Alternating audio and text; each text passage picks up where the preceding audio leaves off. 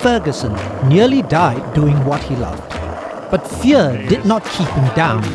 From crash to comeback, we are serving up Haggis Fried Rice with a side of fearless storytelling. I am Chris Choo, and this is HOTPLATE SG60.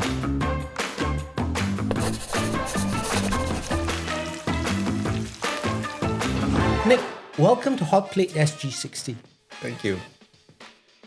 I love skateboarding, and I find it such an amazing and very, very iconic sport. Yeah, I've seen that happen a lot. Okay. So that's Iron Mike, right? He's taken on everyone. Oh, he's almost done in by a skateboard. Yeah. But he sees the skateboard and he's got to do it. At least there was a chair behind him. Skateboard has that effect on guys, right? Doesn't it? Yeah, I think it's got that effect on anybody. I mean, guys, girls, whoever. Most of the kids I teach, right? Of course you teach them how to skate and all that. When they're not teaching them, they're either sitting or kneeling on the board, they're like rolling down. Give them any kind of incline where they can pick up speed, they're gone. They're on it and they go. So what do you think? What's the magic with that? I mean, okay, I played tennis. I like tennis, but when I see a tennis racket, I don't instinctively want to, all right, let's go. No, all right, tennis racket, badminton. But a skateboard has got that magic pull. I think you can't mess around with the tennis racket. If you do, it's kind of criminal. But no, that's the thing. With skateboards, you get on it and you roll. And even if it's just like rolling from one place to another, it's already fun. And then you start to pick up speed. You start to learn how many different things you can do with it. I mean, even just sitting on a board, you lean one way or the other, you start, going back and forth. You start guiding where you're going. It's just fun. Like there's no rules to it. There's no you have to do things. It's freedom, isn't it? Yeah, it's freedom. I mean, it is. That's the funny thing. I regret not carrying on with a skateboard. I mean, kids from my dad didn't quite know what it was, right? Here's a new toy. He didn't know how potentially dangerous it could be if you didn't know how you train. So, but when you're a kid, right? When we are 8, 9 years old, you just get on it, you fall. Yeah. You keep falling, you keep falling, you keep falling. And that's all right. No big deal, right? But at my age, I really don't want to fall. I really don't want to fall, right? Very much. Yeah. Unless, like yourself, you've had this muscle memory continue. No. See, there is a difference there. Okay, so I had an advantage growing up. I was taught if you fall, you get up. I think our generation was taught that. You fall, you get up. This generation, not so much. I think they're a bit more taken care of. Older, the falling part is very serious. Yes. I don't heal as fast as I used to, so I get more cautious about falling. I learned how to fall well. Doesn't mean I'm not going to get hurt. And when I get hurt, it takes me longer to heal now. So I got to be more careful. But the falling part is part of life. It is part of what's going to happen. One of the things I do tell people is that when you're on a board, you're going to fall. It's not you might fall, you are going to fall. Don't be afraid of it. As long as you know how to stay safe, you're okay. And get up. Don't be embarrassed by it because we all do it. And that's the thing. That's one of the things about skateboarding as well. We all do it. We all fall down. But for yourself, you had a almost life-changing. It changed your life, but it nearly ended your life as well, right? I had a lot of support. To put it in context, maybe tell us about what happened first. Yeah, I was on a ramp. Honestly, I'm telling you this secondhand because I don't remember it. I lost the memory from the accident. I fell backwards on a ramp. I wasn't wearing a helmet. I don't know why, but I wasn't wearing a helmet, so I fell backwards and I fractured my skull. So just to put it on a list, fractured skull, broken ear bone, severed nerve, lost my sense of smell, interestingly enough. 2 months in the hospital and 8 months in rehab. Oh, I also lost the ability to stand up. I lost my sense of balance. So I had to train in the hospital. While I was in the hospital, even getting up, I was in a wheelchair most of the time because I couldn't walk by myself. And then I had to train to be able to get up and not have that sense of vertigo and dizziness. It was a process. But yeah, I mean, getting out of that took a long time. And it was the fear, getting over that fear. So it was going back to the skate park, just going back to the place where it happened and being able to see what what it was like, being able to feel it, and then taking one step at a time. But one of the good things about it is that it gave me a lot of time to think about what I was doing, and I started thinking about how this happened, why it happened, and how do we stop it from happening. Everywhere we had was concrete, and concrete doesn't give any kind of leeway. I mean, I've skated all sorts of environments, skated wooden ramps, concrete area, and everything. When you're on a wooden board, wooden ramp, and stuff like that, there's a certain amount of bounce, a certain amount of give, and that takes the impact. Concrete does not give anything. Your body takes the impact. That's how this happened. And everywhere we had for skaters was concrete, outdoors, because it had to be. It was outdoors. There were no indoor places. So I started thinking about how do we change that? How do we make it different? And I got the opportunity to actually make this place the skate park that I built. I've been there. It's an amazing place, right? So yeah, and we built it to be a place where it was safe. It was indoors. It was wooden ramps. It was people always around. The reason I'm still here today is because there were other people when that accident happened. There were other people there. There aren't always. Sometimes there were days where I was there on my own. If it had been one of those days, I wouldn't be here now. The skate angels were watching out over very you, much. right? Yeah, very much. And it's a great thing because skateboarding is communal. Yeah, everybody takes on everybody. I think we've talked about this before, that when I first started skating, it was the first time I actually met a bunch of people who didn't care anything about who I was, where I was from, what my background was, just that I skated, and they just accepted into that community. And it's always been like that. It's always been a very accepting community. I love that. It's skateboarding is colorblind, and very much. What has improved in your skateboarding as you age? What has become better? I think part of it is the pride. There isn't that need to prove yourself when you get older. Not like Mike Tyson, right? No, well, yeah. that was that's an awful that's fight, always right? scary. That's always scary. But no, I think that as you get older, you start to think more about what you want to achieve for yourself rather than trying to prove yourself to everyone around you. As a kid, as a young man, it's always like, oh, I want to do this, I want to do that, I want to be able to achieve this trick or that trick and show how good I am. As you get older, you realize that's kind of pointless. It's more about what you want to do for yourself. And so that's the improvement. I remember a story you told me once. I just wanted to see whether you still have that same thought process. You told me when you were younger, on the way to work, you weren't thinking about work, but you were looking out the window to see what you could skate.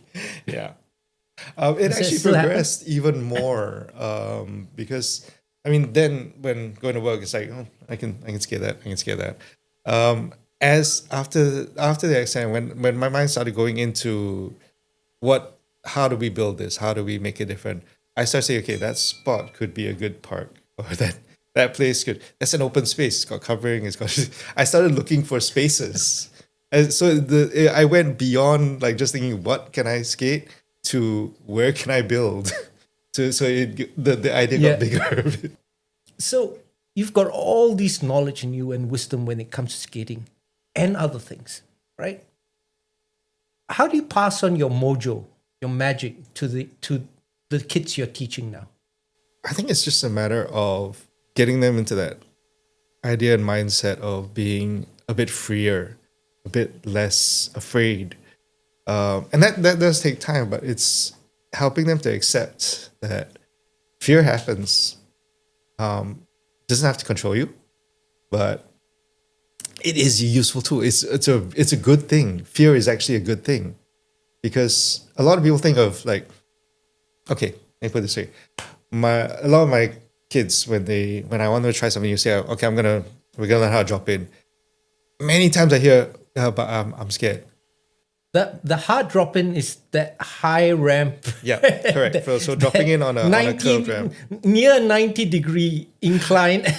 Oh, okay. There's but there. I mean, we start low. Okay. We start low. But it's no matter how low you are when you start, because it's on a curve. It is a very scary thing. Yeah. And the fear doesn't go away ever. Like I still get scared of drop ins if I'm going on a high drop in. Every time I go in, but it's controlling that fear. But they tell me that, I'm scared. The thing is, you can't tell them, don't be scared, because they're gonna be scared. It's a scary thing.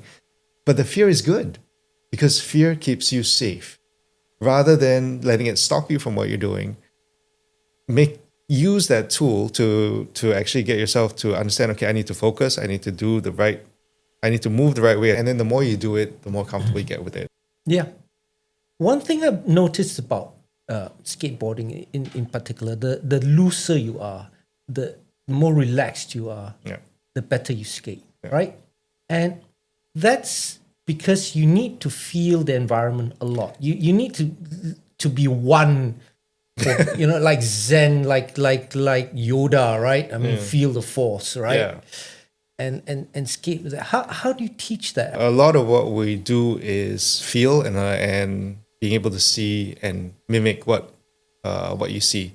So when I teach them and when I watch them doing what they're doing, it's also observing them, knowing what they're like. So you know that they're gonna stiff out and say, okay, you gotta take a breath, stop, breath, relax. Okay, we're gonna try this again. I'm gonna walk you through it. We're gonna go slow, get them through that process, get them to relax, get them to calm down. First thing I get them to do is go up while I'm holding their hands. Go up, stop, feel that, come back down. You feel that moment? You did that with me, and because you were guiding me and actually holding me, I didn't fear. I actually enjoyed that moment. Yeah. The other thing I tell my students is, okay, we're going to do this when you're ready. You can do it on your own when you're ready. If you're not ready, it's okay. We'll keep practicing until you're ready. Skateboarding has been with you as a friend all through your life. How have you applied the skateboarding principles to life in life in general? Have you developed a philosophy of skateboarding and applied it to? I don't know if it's a philosophy of skateboarding, but there's going to be times when things are going to be really hard. It's not going to be that way always. And it's just, what do you do? Times when you fall, you got to get back up. You got to keep pushing. Like trying to land your first kickflip. Or... It's going to be hard, and you aren't always going to get it right. But just get up. You got to keep pushing. You get up, keep going. You got to keep pushing. I like that. Now, skateboarding has, from a fringe sport of rebels and long-haired guys, and I think it might have been banned at one time in Singapore, right? Yeah, it was. Now it's didn't stop us, but it was. Is it in the Olympics and the SEA Games? Yes, it's amazing. I mean, especially for someone from my generation. Getting chased by police just for having a skateboard. There were a few of times where we actually lost our boards because they got taken by the police and we never got them back. To come to this point where we're Olympians, I mean, how cool is that? That's really cool. And to watch that progress, I mean, we went from, I got to quote my hero, one of my heroes, Tony Hawk. And yesterday we were a disruption. Today we're Olympians. That is lovely. That is amazing. And it's his quote, not mine. So it's but it is the best way. I mean, to summarize that. I mean, it is such an amazing transition to watch for those of us. We went into this because we had nowhere else. This was our safe zone. This was our sanctuary. I've had people who never seen skateboarding before actually tell me, when they watched it on Olympics, I never realized how technical, how amazing the sport is. Like, welcome. So what's your journey? I mean, you are working with SG Sports, right? When I got back into skating 12, 13 years ago, after a while, I got to meet the new people in the community, new to me, because I'm old. But basically meeting the people who were currently in the community and then starting to ask, okay, how do I help? How is there a way I can help? So that's how I got into, things like the Roller Sport Federation. But what's your vision? What do you want to see happen in Singapore? There are people building skate spaces, but what I would love to see is support of the skaters themselves. And we are seeing it on as it slowly rises. More parents are now getting their kids into skateboarding, thinking it is an acceptable sport, which is great. But I want to see our skaters in the long view. I want to see them in the Olympics. I want to see our skaters in the Olympics because we have good skaters. Who are the potentials now? So there are guys like the Rahman brothers, Faris and Faraz, who are amazing skaters. These are the guys that we did a lot of work to try and get them into the qualifiers for Paris. We did. They went for the qualifiers, which was a huge step for us because, we have to take it step by step, but Singaporean skaters were in the Paris qualifiers for the Olympics. They went to Dubai to take part in the qualifiers. Granted, they didn't get through to the main event, but they're in the qualifiers already. That's a step. That's the biggest step we've taken so far. And this year we've got the SEA Games. Skateboarding is now in the SEA Games again. First time in 6 years, I think. So do you think Singapore will have a medal haul of some sorts? I think that if we can get our guys in, there is a process that they have to go through. If we can get them in to the SEA Games, then yes, there's a chance. With skateboarding being now a recognized sport, not a fringe sport, how has it brought more people into the sport from different communities? What do you think? I think that when we first hit Tokyo's Olympics, that was a game changer. People started seeing it and realizing, oh, this is actually a sport, and that opened the door for parents. More kids started coming in. More parents started coming with their kids. Then you start getting the parents seeing how much fun the kids are having, and then they want to bond with their kids. So they start taking lessons. They start taking lessons as well. So they start skating with the kids. So you have families starting to bond over skateboarding, which in my day you would never have seen. Never have seen that. Okay. My dad would have never gotten on a skateboard. No. The other side of it is you see the older skate guys who had given up skateboarding they come back to it. So now you see these communities now of different kind of skaters. So like the kind of stunt skateboarding that I do, surf skateboarding. You have groups of older people in their 30s, 40s now who are like, maybe Sunday night they'll come together and they'll go skate together.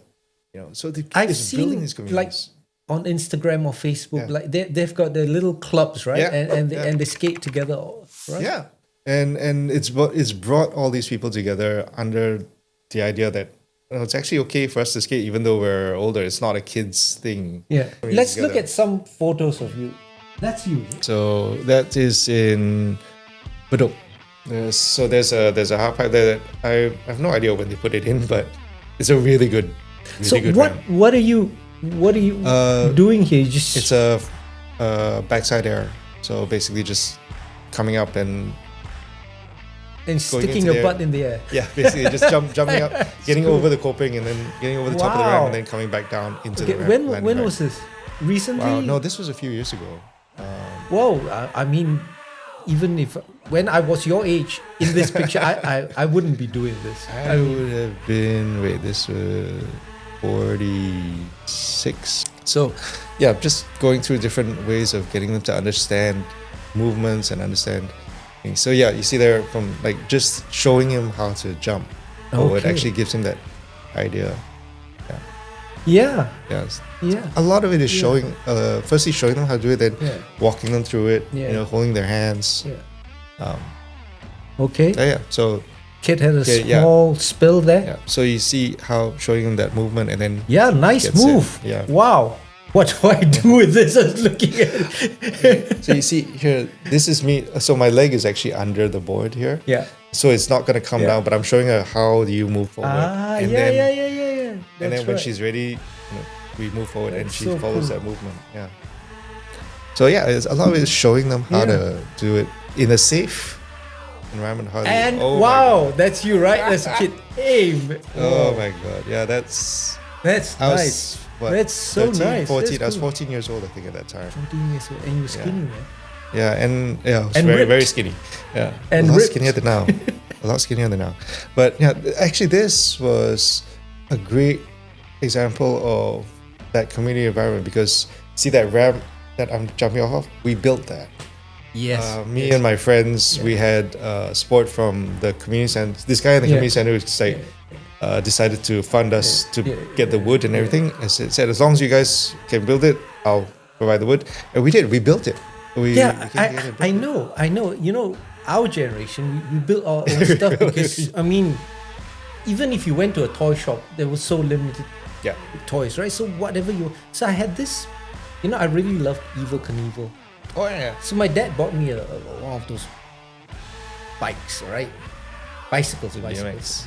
I remember digging a huge ditch in my garden, putting 2 planks on it, I've done that. Yeah. and riding at top speed. That's my boy. Oh, that's your son. That's my son. Yeah. That's Kieran. You know, I really enjoyed this conversation because I think I'm a bit too old to pick it up again. No. But I really love watching people skateboard. I like watching people be so passionate, like Mike Tyson. He sees the skateboard, I can't resist it, right? And he's got to jump on it, you know. But we have to round up this conversation, and I hope you're hungry. Oh yeah. So we're gonna be cooking fried rice. Nice. But you know what? In a hats off to your Scottish background, I'm going to be cooking a haggis fried rice. Ooh. And it's an experiment. I've got the haggis. Hey, I'm I've down. got, I'm I've down. Got, I've got the fried rice, and we're going into the kitchen. You and I, we're going to see how we're going to work this into something that's delicious and iconic. You said haggis. I mean, I'm definitely down for that. Okay, all right. Nick, I'm going to be making an iconic Singaporean dish, fried rice, but with a difference. Fried rice, quick, comforting, and endlessly customizable.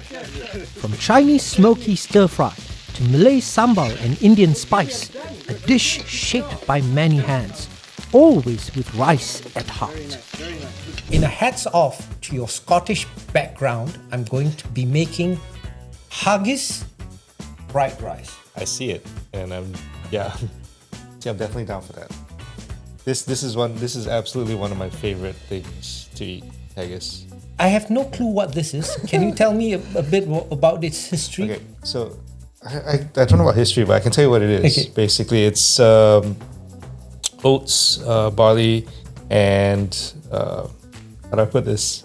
Bits. It's like, well, it's offal. So Okay. basically, it's The offcuts of animals, The offcuts of right? animals and spices as well. So it's a very heavily spiced. Oh. Do as you in know not- some of the spices? No, I'm afraid not. Okay, no worries. We'll find out when we eat it. Yeah. Okay, so the fried rice that I'll be making is not typical Singaporean egg fried rice. No. So it's going to be more exotic than that. So first I'll be using some basmati rice, okay? And then that's garlic and shallots. And then, Yeah, that. I'm curious. yeah, this is lamb. I'm looking for the fat, all right, which it's going to render Yeah, into because the... exactly. It brings in the umami, right? Yeah, at our age, the fat, everybody goes, you got to cut down. Like, Why? come on. It's like, This where one, the taste this is the is. best It's the bits, right? taste. Best bits. Okay, and then we've got some cumin. Then give it a whiff. oh yeah. Yeah, cumin. Oh, I get that. Yeah, Can you get that? a little bit. Yeah. Yeah. Amazingly, like I said, some things I get, some things I don't. Yeah. This is lovely. This is nutmeg. Oh yeah. I get that. That's the thing. I think adjusting to be able to get little bits of smell Yeah. actually Maybe it's like training. You Yeah, just got it to is. keep It is keep actually. smelling stuff until you you get do. it, until That's it you exactly. land it, right? So this is freshly ground black Should I be pepper. smelling this? Yeah, it's actually not. No, I got nothing. Yeah. I got nothing. Okay. That one I got nothing. Okay. And I use purple cabbage because it gives the rice a nice, lovely color. Okay. So let's go experiment. Cool. It's the first time I'm cooking haggis fried rice. So don't know how it'll turn out, but let's try it. I'm down. Ready to go? Good. Okay. So I've got my trusty wok here.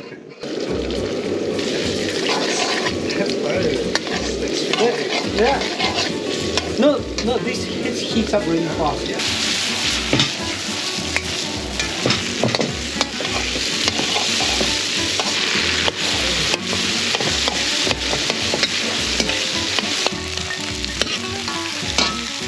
Turn up the heat. Yeah.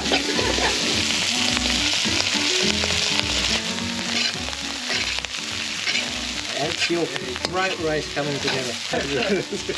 Definitely. Okay, we are done. Okay. Nice, very nice. Looks good. There we go. Nick. Yes. Moment of truth. That looks good. All right. Can I just serve you? Oh, thank you. So what is native language of the Scottish? Gaelic. people? Gaelic, right? Gaelic. It's Is it the same as the Irish Gaelic or different? It is similar to, but there are differences. And it's mostly, I think, provincial differences. So because you grow up in a certain area. But yeah, I mean, Gaelic, it does vary, but there are similarities to it. A lot of people actually think Gaelic is sort of a dead language, but it's not. And it's, I think, over the years, it's started to come back into more mainstream Scottish life. Okay. So more people are learning it now. So do you speak any at all? No, sadly, no, I don't. I haven't had a chance to learn any. Sadly. Do you know how to say like let's eat or Makan or? No, but okay, I do know when you have a drink, you say Sláinte. That's really cool. Yeah, it's like sort of a be well. All right, so Sláinte Sláinte. and Makan. All right, let's dig into the fried rice.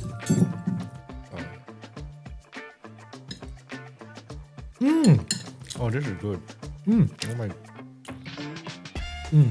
Oh yeah, this is definitely good. Okay, I'm definitely trying this. Yeah, so this is a true fusion dish, right? Yes. It's not like me serving you two different dishes together, say haggis with some fried rice together and calling it fusion. But this is true fusion, right? Yeah, no, this is, Yeah. it completely is one dish. I mean, and it's nicely put together too. It fits.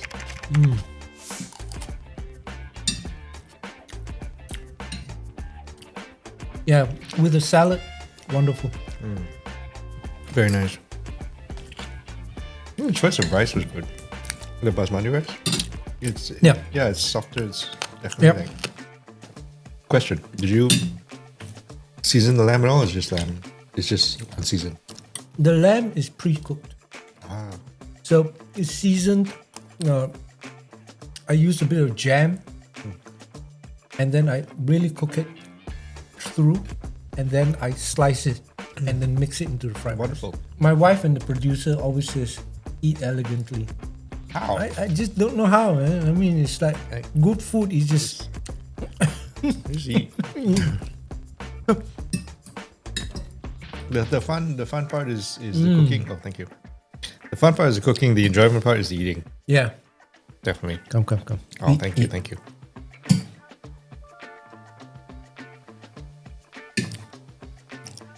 Yeah, there is a certain joy to cooking. Haggis Fried Rice isn't just fusion, it's heart, risk, and community on a Cheers. plate. Just like Nick's story. This is HOTPLATE SG60. 60 stories, 60 dishes coming your way. Watch all